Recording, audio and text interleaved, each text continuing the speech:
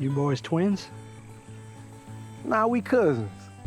Pecadores é um raro exemplo de filme que consegue criar o vilão perfeito para sua história e trazer para as telas uma narrativa com horror inteligente que vai usar todo o seu arsenal para construir uma narrativa brilhante.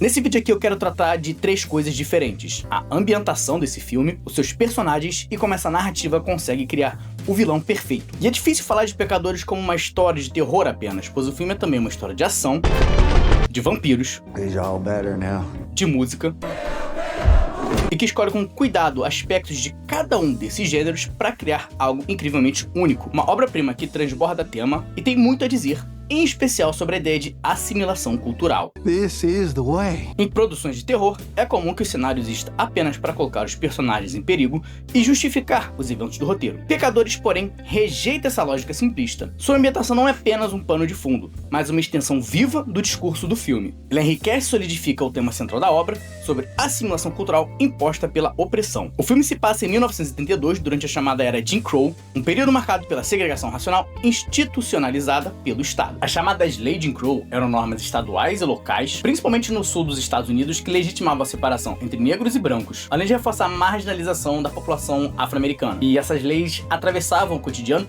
negando direitos básicos e perpetuando a desigualdade. Assim, o roteiro utiliza uma cidade profundamente segregada, ainda assombrada pelo legado da escravidão e habitada por pessoas deslocadas, presas a um sistema que insiste em mantê-las subjugadas, para ilustrar de maneira bem clara o seu tema de assimilação cultural e perda de identidade, que vai ser personificada mais tarde com a introdução dos vampiros. Essa ideia de assimilação, aliás, ela é reforçada não só pelo bando do Remick, o vilão principal dessa obra, mas também por aliados do Sammy, como seu próprio pai, que insiste que ele deveria largar o blues e se integrar ao cristianismo. Isso porque, bem, o cristianismo foi forçado sobre a cultura do pai e não faz parte da herança cultural do Sammy, mas isso deixa o garoto em conflito, pois o único momento em que ele realmente se encontra consigo mesmo é ao tocar a música dos seus ancestrais. É apenas tocando blues, que faz parte do seu sangue e da sua cultura, que o Sammy consegue ser verdadeiramente livre. Blues wasn't forced on us like that religion. Mudando agora um pouquinho para analisar os personagens, a maioria deles vai ficar dividido entre ter a sua herança cultural preservada ou assimilar a uma mais dominante que invade a sua vida. E o pai do Sammy, como a gente já viu, aceita a assimilação. Além dele, temos Mary, uma moça branca criada numa comunidade negra, que tem os trejeitos e gírias daquela cultura, e apesar de ter sido criada como um deles, sempre para no ar essa falta de integração da moça, como se ela não pertencesse realmente àquele lugar. You sure you at the right place? O Fuligem é outro personagem que admite uma cultura que não é a sua. Assim, não é à toa que seja esse personagem que vai ter um interesse amoroso logo pela Mary. Ele também usa cerveja irlandesa para convencer o Delta Slim a tocar na festa deles, e fica balançando a cabeça alegremente quando os vampiros tocam uma música completamente diferente da sua herança cultural, ao passo que seu irmão os vê como uma ameaça. O Remick é outro exemplo claro desse grupo de personagens que aceita ou admite a assimilação cultural, mas eu vou falar dele especificamente depois. Do outro lado, rejeitando a assimilação, nós temos Delta Slim Blues wasn't forced on us like that religion. e Fumaça, que diferente do seu irmão, também rejeita a intromissão de uma cultura externa. Saying you get down that road, you get back into town. Plenty of white barrel houses down there.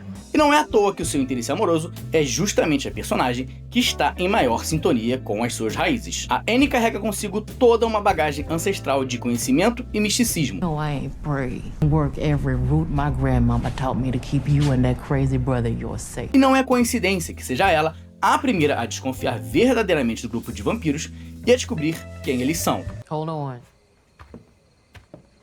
Ela prefere morrer para preservar a sua herança cultural e rejeitar a assimilação a se tornar parte do grupo opressor. E, de maneira brilhante, ela é a única a morrer nesse filme que não se transforma em vampiro. E, além deles, apesar de aparecer muito brevemente, a tribo de povos originários também tem uma forte convicção e entendem exatamente qual é o perigo que o Remick representa. Porque eles conhecem de perto o perigo, não do vampiro em si, mas do que ele representa com os seus temas. Contudo, Sam é o personagem que gera dúvida e serve como nosso ponto de vista principal para analisar essa história. Ele passa por um intenso conflito interno sobre o qual ele tem que escolher: o aceitamento e perda de identidade, como prega o seu pai, ou a rejeição e preservação da sua cultura, e todos os outros personagens vão de alguma maneira tentar influenciá-lo na sua escolha. Tell who you are, where you from. Better enjoy the rest of the night, cause this your last juke. E o mais agressivo desses personagens é, claro, o vampiro irlandês Remick. Atraído pelo Sam, Remick é utilizado pelo roteiro como a personificação da assimilação cultural e utiliza o seu vampirismo para dobrar os outros personagens, convidando-os a fazer parte de uma nova cultura. You came over here for fellowship and love. Um novo espaço onde eles finalmente poderão ser livres da opressão. You was never gonna be free. This is the way. Afinal, serão eles os novos opressores. After we kill y'all, we're gonna have heaven right here on earth. E uma das coisas mais interessantes desse personagem aqui é o fato dele ser irlandês. E, aliás, o filme faz uma pausa específica só pra jogar na nossa cara um momento musical de uma canção típica irlandesa para que a gente não tenha dúvida do que esse vilão representa. O Remick sentiu na pele a força violenta e opressora do colonialismo inglês sobre o seu povo, numa época em que os irlandeses tiveram que resistir à perseguição religiosa, à exploração econômica, à perda da sua identidade cultural, e assim muitos deles migraram para os Estados Unidos, onde eles tiveram que se integrar a uma nova sociedade completamente diferente das da sua origem, aceitando assim uma nova cultura. Assim, o vampiro serve como um espelho das comunidades negras nos Estados Unidos, mas tem uma coisinha curiosa sobre ele. Apesar da sua ascendência irlandesa, Remick fala sem nenhum sotaque irlandês, mostrando que, tal qual o pai do Sam, ele deixou para trás boa parte das suas raízes para poder sobreviver e aceitou, assim, uma boa perda da sua identidade cultural. Um dos maiores exemplos disso é como o vampiro não teme a cruz ou o cristianismo. Aliás, Remick não só não teme o crucifixo, como também entoa uma oração junto do Sam lá no fim do filme. Thy kingdom come, thy will be done. O vampiro não só foi assimilado junto ao cristianismo, como a religião representa o personagem de maneira inequívoca, pois foi historicamente uma religião que se expandiu através de atos de colonização e de forçar outros povos a desistirem da sua cultura. Long ago, the man who stole my father's land forced these words upon us. Desse jeito, Remick se torna o vilão perfeito dessa história, pois ele busca construir algo novo, vindo da dor dele, criar uma nova comunidade, porém a sua visão é uma visão turva, já que ao fazer isso, ele precisa apagar a identidade dos outros personagens, tal qual fizeram com ele no passado. Assim, não apenas ele enfatiza e personifica o maior tema desse filme, como também serve como exemplo de que o oprimido, uma vez assimilado e tendo a sua memória cultural apagada, pode sim virar o próprio opressor contra quem ele lutava inicialmente. E de maneira incrível, o final da história do Remick também ressalta mais uma vez o tema desse filme. Isso porque, para derrotar o vilão, o Sam utiliza o seu violão, um símbolo da sua cultura, logo após o momento em que o Remick reza com ele, enfatizando ainda mais o tema dessa narrativa na sua conclusão épica. E tendo passado por tudo isso, não é à toa que o flashback do Remick vem na cabeça do Sam no início do filme.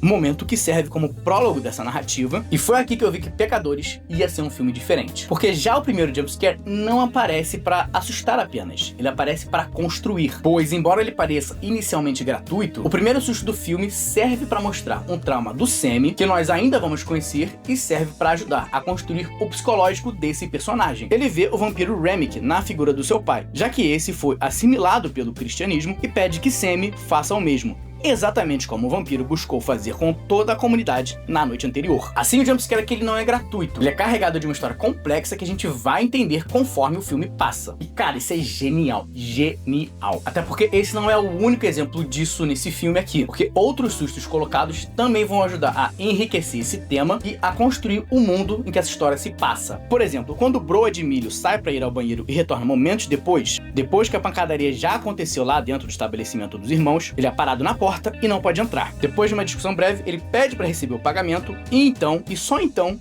é que nós temos o susto. Porém, esse jumpscare não acontece de maneira aleatória.